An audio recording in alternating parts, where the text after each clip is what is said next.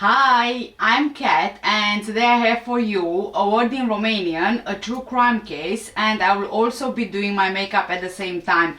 But please ignore my eyebrows and my hair today because I had no idea what happened. But anyway, we'll have to deal with it as it is. Okay, so the word in Romanian for today is vecin. Vecin. Vecin. Vecin. Well done, guys, you just said neighbor. I mean, you know that on this channel we usually talk about all crazies, despicable, horrific things, right? But this case is so crazy, is beyond belief, honestly. This is truly the neighbor from hell. This case takes us back to the United Kingdom. 53-year-old Ken Arslan was born in Turkey and he moved to the UK with his wife and son for work and, really for a better life. Ken claims that in Turkey he used to be in the special forces, but personally I don't really believe that. When the family came over, they decided to settle in a house on Snowdonia Road in Tewkesbury, renting it. As with many families who move over to the UK for a better life, you would really expect that Ken is your usual, quiet, down-to-earth, friendly kind of guy, right? Well, Ken was far from that. Instead, he made sure to show all of his neighbors who he really was. It seems that Ken was capable only of violence, verbal abuse and terror in his neighborhood. If he is doing this to strangers, I'm just wondering how the home life was like, but I think that by now we can all take a guess. Ken's reasoning for his reign of terror was that his neighbors were racist, they had something against him, against his wife and his son.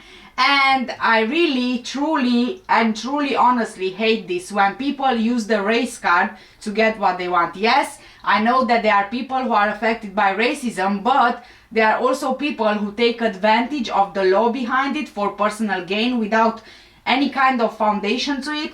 And I think this is exactly what Ken was like. Ken has previous convictions, including convictions for battery and assault, occasioning actual bodily harm, and an offense of harassment in relation to Peter Marsden in 2018. All of the neighbors knew of Ken and knew what he was like and knew that he is just out for trouble. But there were 3 neighbors in particular that Ken really terrorized.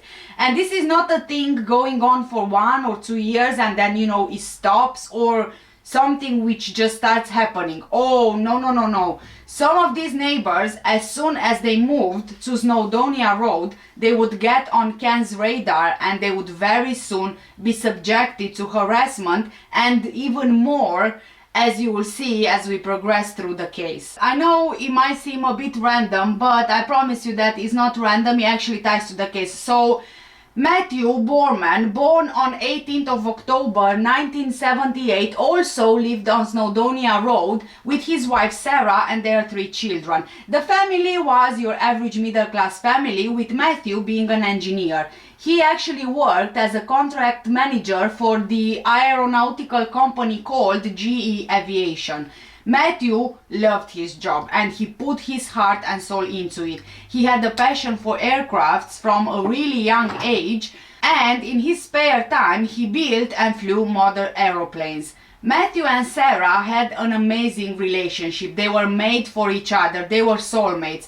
In the early 2010, they welcomed their first child, and throughout these years, they knew that their family will only get bigger, so of course they needed a bigger space to grow their family in. So in 2012, they made the decision to buy their forever dream home.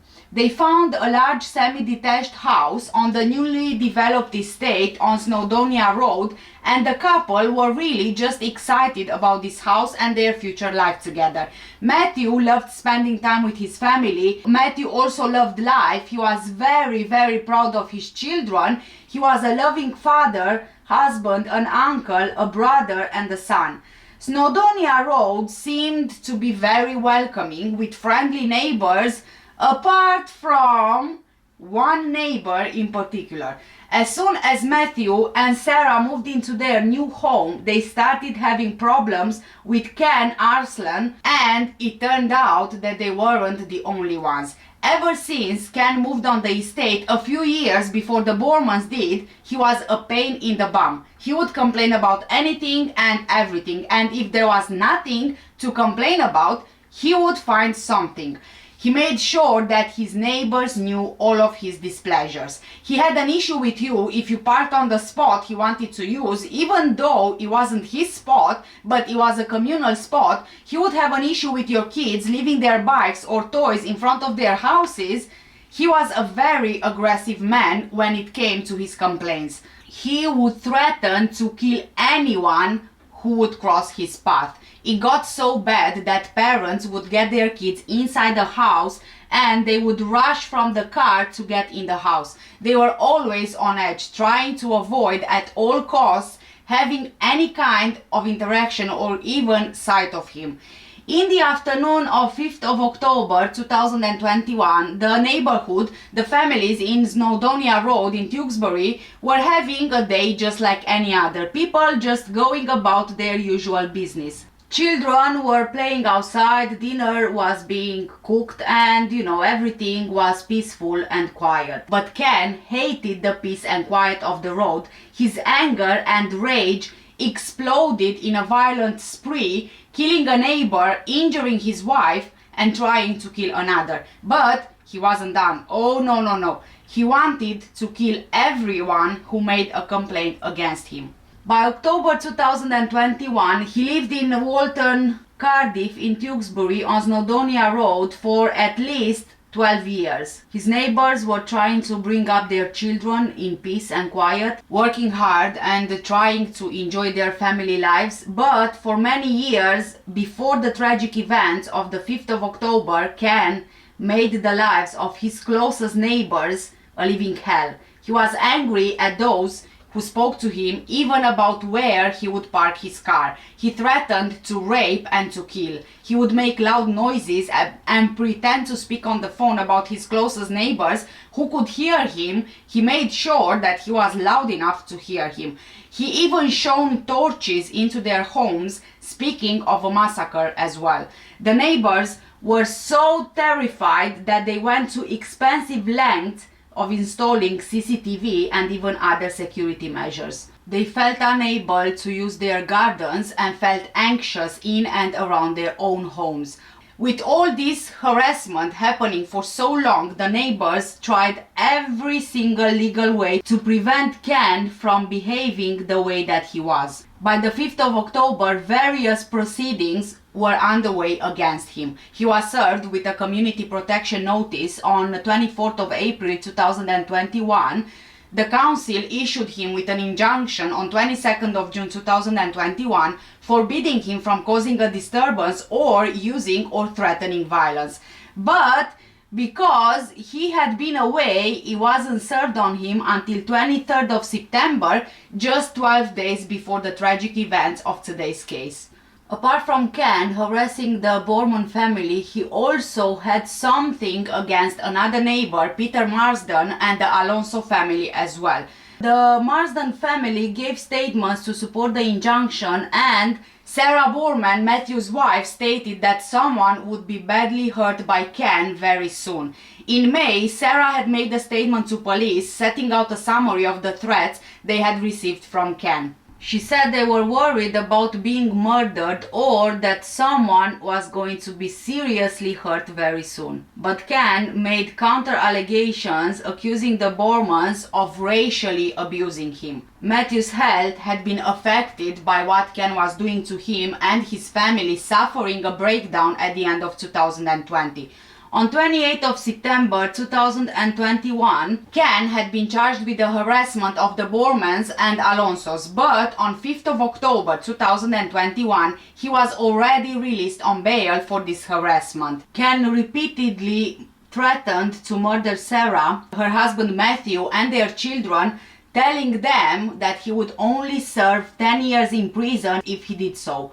He also threatened to rape Sarah. Ken would film the children's bedrooms and tell Sarah and Matthew that he knew where they worked. He also told them that he was a Turkish fighter and had killed before. Ken had first threatened to murder them in February 2021 and ran after the civil injunction was issued against him in June 2021. Sarah saw him for the first time again 3 days before the fatal attack. Ken was finally told by his landlord that he was about to be evicted from the home after years of the neighbors fighting for this. On the evening of 4th of October 2021, police called Ken about counter-allegations he made about Matthew Boorman. What I'm going to tell you next is very important. During this call, Arslan verbally abused the officer and told him he would sort his neighbor out himself, adding, quote, "I will murder him," end of quote. In that call, Ken told the police officer that he would murder Matthew. This was his intention. He wasn't hiding it. He told the police that he will kill Matthew. Quote, "I'm a hitman, I will murder," end of quote. 5th of October was a bright and sunny day. In the late afternoon, Matthew was returning home from work. He was still on a work conference call on his journey home. He pulled up in front of his house, as he always did, but he had no idea that Ken was there, lying in wait for him. Matthew didn't even manage to make the short distance from his car to his house. Ken took the knife he already had on him and attacked Matthew. Taken by surprise, Matthew had absolutely no time to react or even to defend himself. Ken stabbed him multiple times to the neck, back and right side of his body. After Matthew fell forward, Ken sat on his body and continued to stab him. By this point, there was a huge commotion outside. I mean, I think you can imagine by now. And neighbors came rushing out as they heard the screams. Ken was described as acting in a calm and controlled way, positioning the knife on each occasion before driving it into Matthew. Matthew sustained in total 27 stab wounds to his face, neck and back. As the other people outside shouted at Ken to stop, he sat on Matthew's body and lit a cigarette. Sarah, Matthew's wife, and their 3 young children were at home that afternoon waiting for Matthew to return home from work. All of them heard the screaming from outside. Sarah heard Matthew shouting, "F off." She went outside and she tried to pull Ken off her husband. She didn't see a blade, she didn't even know that Matthew had been stabbed. She then saw blood and saw Ken stab Matthew in the side of his face. Then he stabbed him in his stomach. She tried to pull him off again, but he continued to just stab Matthew. At one point, Ken told Sarah to get back to the house as he wanted to focus his attention on her husband. Ken stabbed her in the thigh with the intention to seriously hurt her. She suffered a deep wound to her leg as a result. Sarah had to make the heartbreaking decision to get back to the house for fear that her children would lose both of their parents. One of their children, who had seen the attack and heard the screaming, ran upstairs. Ken was wandering around the front garden and the child was scared that he was going to come back to keep attacking Matthew. When their oldest child saw exactly what was happening, the child ran to get the other 2 younger siblings to shield them from seeing what Ken had done. Those children, aged 12, 8 and 3 years old, heard both of their parents screaming. The 12-year-old saw what Ken was doing. The 12-year-old saw Ken killing their father. Matthew's work colleagues heard the attack in his front lawn because he was on a conference call at the time. Ken sat on top of Matthew and he lit a cigarette as if he was victorious. Then he threw the cigarette on the floor and got up casually and walked around to the front garden as Matthew lay dying on the ground. Helped by neighbors, Sarah carried her husband inside. It felt like the ambulance and the police took forever to arrive. Sarah saw other neighbors brandishing planks of wood and golf clubs, trying to get Ken to drop the knife. Ken seemed to be enjoying it and it kind of felt like he loved the attention. After Ken finally got up from Matthew, he didn't leave things there. Oh no, of course he didn't. This is Ken we are talking about. Next one on his list was another neighbor who supported the injunction against him and who also suffered harassment and abuse from Ken. This neighbor was Peter Marsden. Ken made his way to Peter's house, forced the side gate to his garden open and entered his kitchen where he was cooking dinner with his wife. Peter's partner, Elizabeth MacDonald, heard a huge bang and the back door opened. She had a clear view to the back door and she saw Ken moving straight towards Peter. He was saying things and he really sounded angry. Peter had no idea that Ken had a knife and he forced him out of the house. As he did so, an off-duty police officer who was also a neighbor, Stephen Wilkinson, went into the kitchen to pull Ken off Peter and push him towards the back door. In the garden, he swung a plank of wood at Ken, trying to disarm him. The actions of Stephen, the police officer, saved Peter's life, allowing him to get back into the house. Peter had sustained 6 abdominal wounds and 2 wounds to his shoulder. He suffered extensive bleeding and he was transferred to Southmead Hospital in Bristol. He had to take 4 months off work, but luckily he made a good recovery. Stephen said that Ken was robotic and had a distant look on his face. The attacks happened at around 5:20 p.m. in the Snowdonia Road and Arlington Road area. Sadly, Matthew died at the scene despite receiving treatment. Sarah was taken to Gloucestershire Royal Hospital for treatment. Ken's intention was to kill Peter as well. After leaving Peter's house, he seemed to be moving towards the Alonso household. Again, brave neighbors, some armed with golf clubs, managed to hold Ken at bay until the police arrived. Ken threatened others with his knife in the street over a period of 18 minutes, threatening to kill them. Ken later told police in an interview that he wanted to kill all of the people in the injunction, repeating later that he said he was going to kill Matthew. If you remember, guys, the phone call the previous day with the police, Ken clearly said that he will kill Matthew, and he did, and the police allowed him to kill Matthew. Ken's horrific attacks were caught in graphic detail on the neighborhood's CCTV and doorbell cameras installed by them.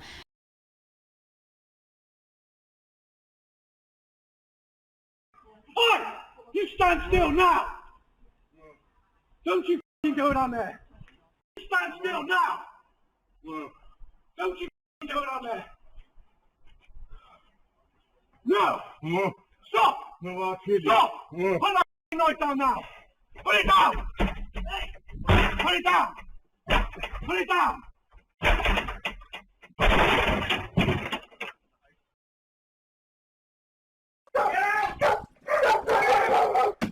Get out!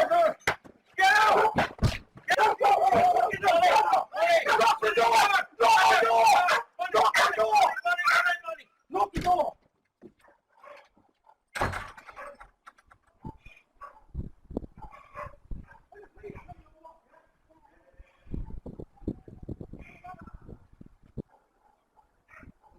Put the knife down, Tom. Tom, put the knife down. Put the knife down. Put the knife down, Tom. Tom, put it down. Tom, we're not letting you hurt anyone else. As he was being arrested and taken into the police van, he even threatened the police officer that there is a bounty on his head as well, and even had the audacity to ask the officers to change the position of the handcuffs because he's got arthritis, poor man, and he is so uncomfortable. And this is coming from the man who had just murdered another human being and he's complaining of arthritis pain? Oh my god.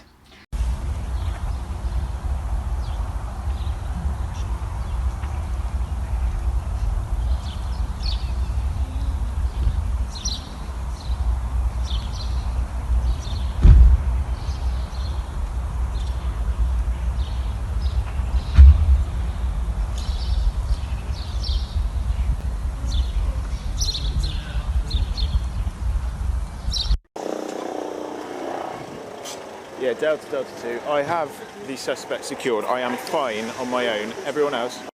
You're next, mother. There's a band on your head. I'm fine here, mate. You're The knife is next. there. You're next. Can you just check, canvass these people and check this is the only suspect? The only suspect, Look, just in the canvass here. front of me.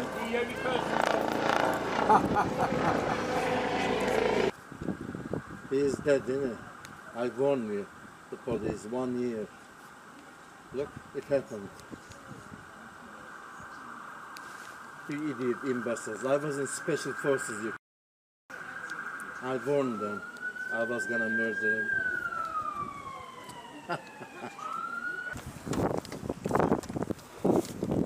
Could you please put the center at the front? I'm Right, dying are you happy to pay. tell me your name now? I think I know what it is, but you haven't actually told me. What's your name, please? I'm going to search you. Okay. So what we're searching you for is anything that can harm us, anything that can harm you, or anything that could aid your escape, okay? He is dead and I've been begging the police 1 year.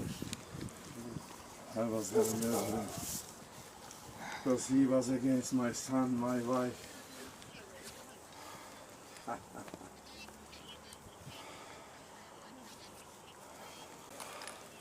Look, I'm begging you, could you put this in front? No, unfortunately we can't. That's not in our When I have policy. disability, don't you believe? I do believe you, but I don't believe that they're causing you any harm, and it's They are, I have and it- arthritis. Right, okay. It's proportionate to the Look at offence the that 10 we of suspect. you, mother. Look, like I'm with 10 people. There is a band on your head as What well. is it? A lighter? Hey, there's no point threatening us, is there? It's not Yeah. going to get you anywhere. Get in the van. Yeah, It's not getting you anywhere threatening us, is it? yeah, you're all mother. Not your head. There's no, yeah, threatening us ain't going to get you anywhere. Fine. For absolutely no reason at all that afternoon, he took the life of a decent family man. He robbed his children of their father, his wife of her husband, and his mother and siblings of a much-loved son. In every sense of the word, Matthew Boorman, who was aged 43 when he died, was a good, honest and kind man. He had been a support and mainstay of his mother throughout his life, but particularly since June 2021 when his father died. All of his family have suffered considerably since he has gone, mourning not only his loss, but also feeling substantially less safe in their own homes. Sarah Boorman lost her soulmate. She describes Matthew as a fantastic father, fully engaged with his children, for whom he would do just about anything. She is now doing all she can to help them come to terms with their loss, as well as dealing with her own. As she explained, quote, "Every day I wake up, my heart shatters some more," end of quote. Ken has shown no guilt or remorse at any stage about Matthew's death. He was even telling the psychiatrist who examined him before his trial that Matthew deserved to die. Ken admitted the attempted murder of Peter Marsden, causing grievous bodily harm to Sarah Boorman, and the charge of affray, but he denied murder. Instead, he claimed he was guilty of manslaughter on the grounds of diminished responsibility.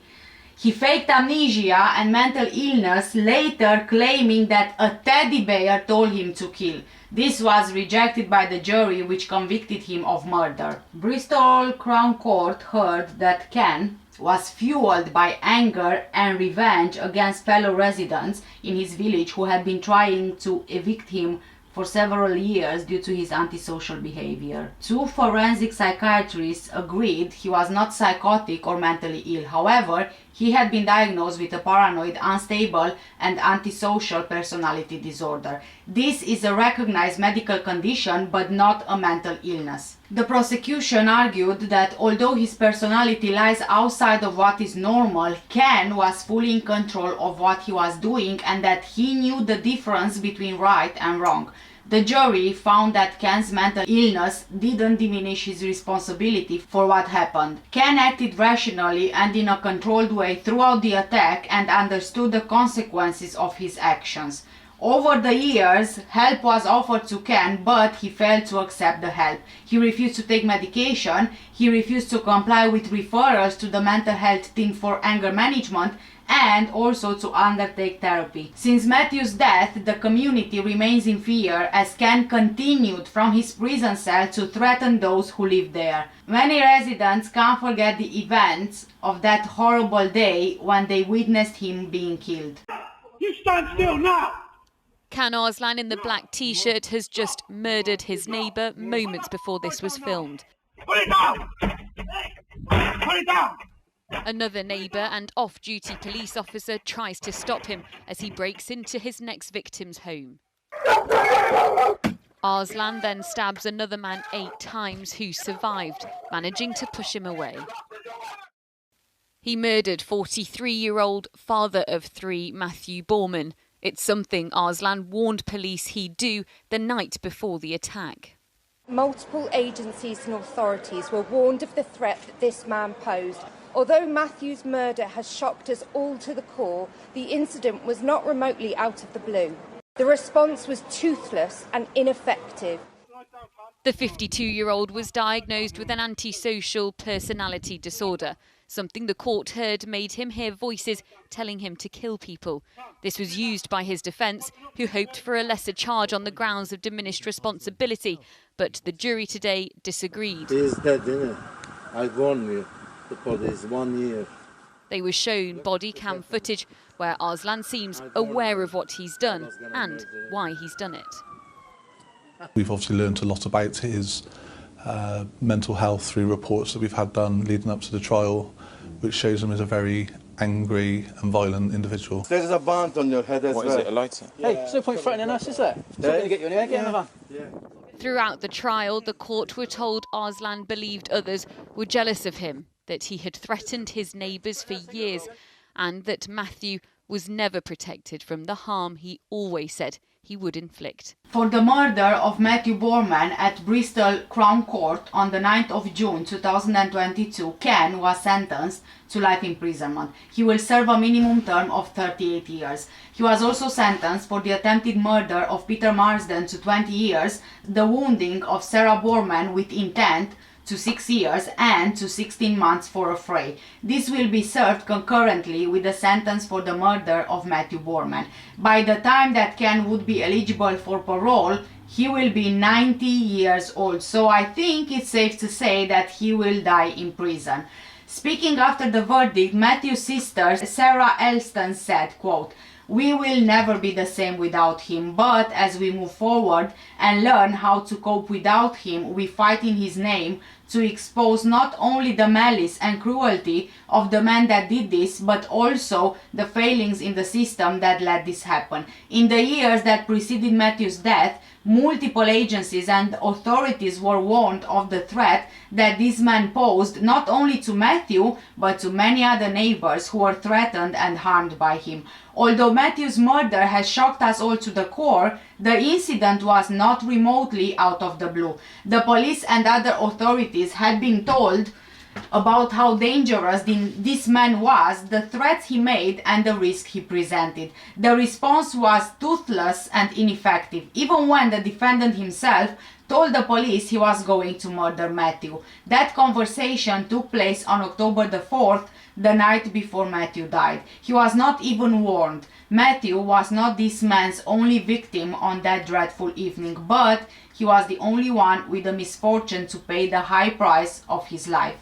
But Matthew's story must not end here. We must all ask ourselves why this was able to happen and how things were ever allowed to get this far. Mistakes were made. They must be acknowledged, truly learned from, and must never be repeated.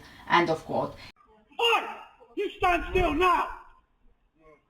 Don't you go down there! Jan Arslan calmly walking away, knife in hand, ignoring an off-duty policeman armed desperately with what he could find, a plank of wood. No!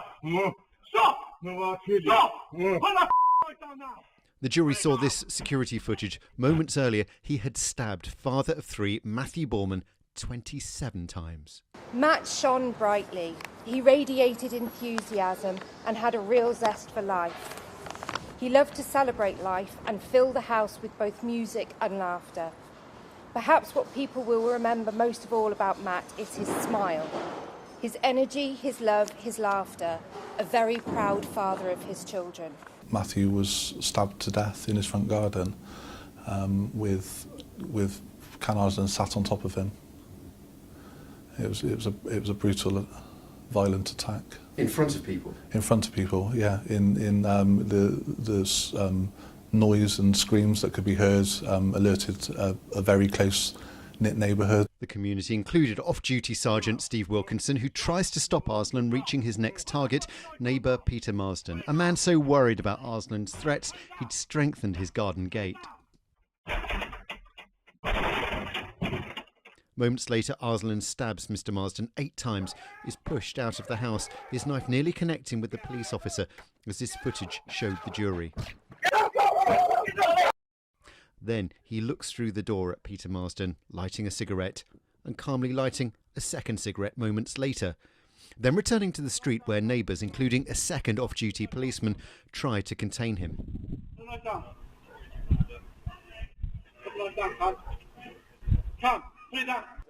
I have the suspect secured. Soon police arrive and arrest Arslan. The killer now starts threatening them. There is a bond on your head. Could this killing have been prevented? For months, police had been told by neighbours and even Arslan himself that he wanted them dead. He is dead, isn't it? I warned you, the police, 1 year.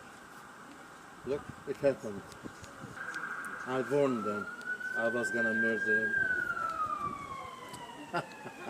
And the jury was shown this insight into Arslan's mind. Video from arresting officers as he complains about the handcuffs and starts trying to intimidate them.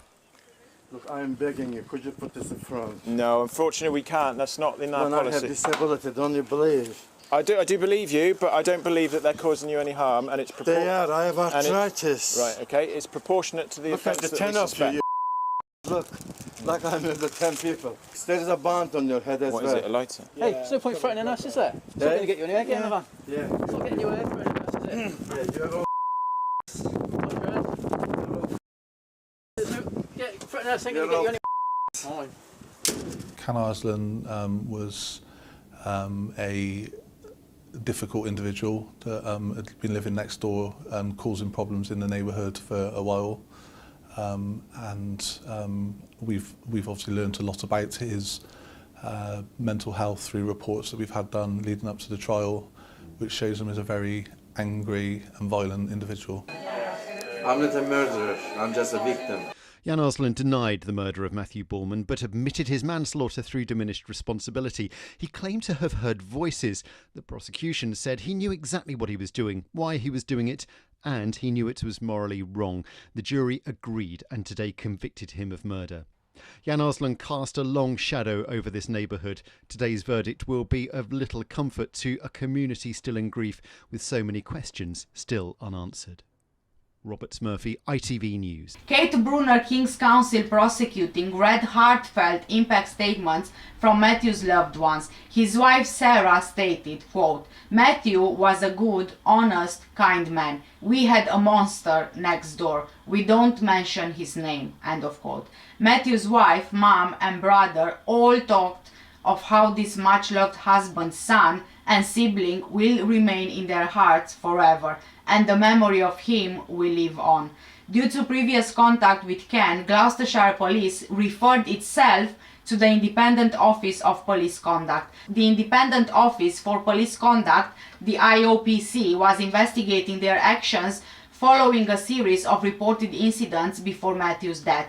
Craig Holden, Assistant Chief Constable of Gloucestershire Constabulary, said that an independent agency review had been commissioned. I don't even think I've heard before of a police force to refer itself for a review, which I guess it's a good thing. However, I have to say this was a huge failure here. Ken said it over and over again that he will kill Matthew. So much abuse and harassment over the years, and the police still didn't do anything. This could have 100% be prevented. Such a senseless attack is just heartbreaking. And that poor 12-year-old kid who witnessed the dad dying, and in that moment thinking about the younger siblings and to shield them so they don't have to see that as well, is just completely and truly heartbreaking. Thank you so much guys for staying with me throughout this video. Please do let me know, like usual, what do you think in the comment section down below. I also do take case suggestions, so if you have any case in particular you want me to cover, then just leave the details in the comment section below. Also, if you are interested in any of the makeup that I use for today's video, all of the products which are still available, will be linked in the description under this video. Thank you so much for watching. Take care, stay safe, and I'll see you in the next one. Bye!